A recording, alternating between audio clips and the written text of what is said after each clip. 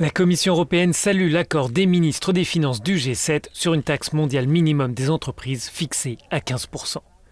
Selon l'institution, c'est un outil nécessaire pour lutter contre l'évasion fiscale et les paradis fiscaux. Sur Twitter, le commissaire européen en charge de l'économie parle d'un accord majeur du G7.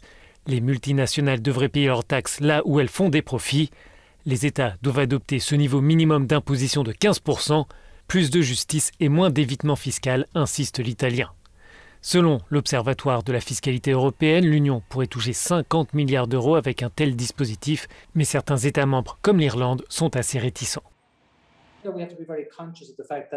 Il faut être très prudent car il y a des pays développés et des pays en développement, des grands et des petits pays. Et nous devons accepter le fait que ce qui est proposé par le G7 n'est pas forcément approprié au cadre plus large des économies du monde entier. Il y a une voie pour avancer, mais je salue le fait que nous voulons progresser vers un objectif d'une taxation internationale durable. Pour impliquer l'ensemble de la communauté internationale, il faudra parvenir à un compromis à l'OCDE. D'ici là, l'Union européenne cherche déjà à réformer son système de taxation. Pour certains experts, il y a un changement de paradigme en cours.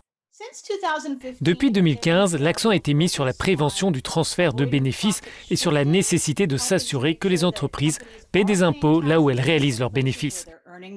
Il y a eu de nombreux progrès en 2021, notamment en raison du changement de président aux États-Unis. La semaine dernière déjà, un accord attendu depuis longtemps a été conclu entre les 27 pour mettre en place un nouvel outil de transparence fiscale. Les multinationales qui opèrent dans l'Union devront préciser leurs profits pays par pays et indiquer où elles paient des impôts.